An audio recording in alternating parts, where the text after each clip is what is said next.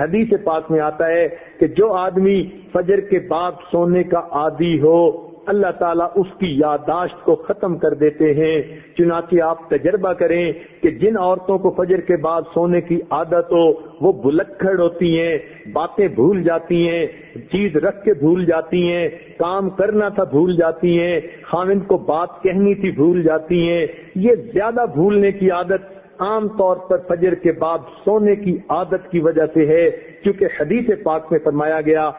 اور بعض روایات میں تو یہ بھی آیا کہ حلال رزق ان کے لیے تنگ کر دیا جاتا ہے، لہذا ان کو ادھر ادھر کا ملا جلا تو بہت کچھ مل جائے گا، حلال رزق کے دروازے بند کر دیے جائیں گے فجر کے بعد سونے والوں کے لیے۔ ہاں کوئی آدمی ایسا کہ جس کی ہے ہی ڈیوٹی رات کی، وہ اگر ساری رات جاگا فجر پڑھ کے سو گیا تو وہ اس بات سے خارج ہے۔ ہاں وہ اللہ والے جو راتوں کو جاگتے ہیں وہ عام طور پر اشراق کی نماز کے بعد پھر تھوڑی دیر آرام کرتے ہیں۔ اشراق کے بعد سونا بالکل ٹھیک ہے، بزرگوں کی عادت رہی ہے، مگر فجر اور اشراق کے درمیان حد الوسع نہیں سونا چاہیے، سوائے اس کے کہ رات کا حصہ انسان اتنا جاگے کہ اب یہ سوچے کہ نہیں سوؤں گا تو سارا دن مجھے کام کرنے کے اندر رکاوٹ ہوگی، پھر اس کی اجازت ہے۔ عام عادت نہیں بنانی چاہیے۔ دیکھا یہ گیا ہے کہ جن گھروں کے اندر کچھ کھانا پینا ہوتا ہے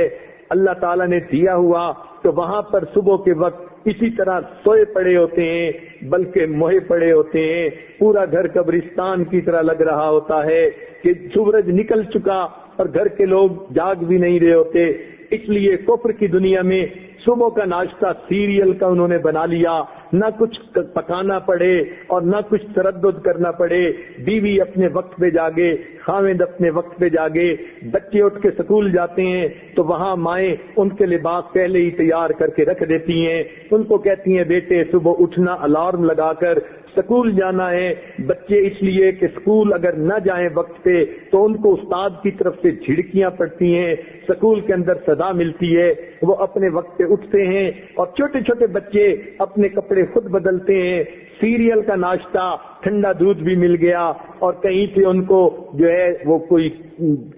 سیریل بھی مل گیا تو بچے یہی کھا کے چلے جاتے ہیں۔ تو کفر کی دنیا نے ناشتہ اس لیے آسان کر لیا تاکہ جاگنے کی تکلیف اٹھانی نہ پڑے۔ اس لیے مسلمانوں کا جو ہے معاشرہ اس میں عشاء کے بعد جلدی سونا اور صبح کے وقت جلدی جاگنا، چنانچہ صحابہ کرام کے زمانے میں تہجد کے وقت اگر کوئی مدینہ میں چلتا تھا تو یوں آواز آتی تھی گھر گھر سے قرآن پڑھنے کی، جیسے شہد کی مکھیاں بن بنانے کی آواز ہوتی ہے۔ اس لیے ہمیں چاہیے ہم صبح کے وقت اٹھیں، عورتیں صبح کے وقت اٹھ کر نماز پڑھیں، اگر تہجد پڑھیں تو کیا ہی بات ہے، قرآن کی تلاوت کریں، درود شریف پڑھیں، استغفار پڑھیں۔ صبح کے وقت گھر کے اندر عبادت کا کرنا پورے دن کو جو ہے اپنے جو ہے عبادت جو ہے منور بنا دیتا ہے۔ بلکہ ہم نے تو بعض بزرگوں کا یہ عمل بھی دیکھا، وہ فرماتے ہیں کہ جس آدمی کی فجر کی نماز قضا ہوتی ہے وہ آدمی کا دن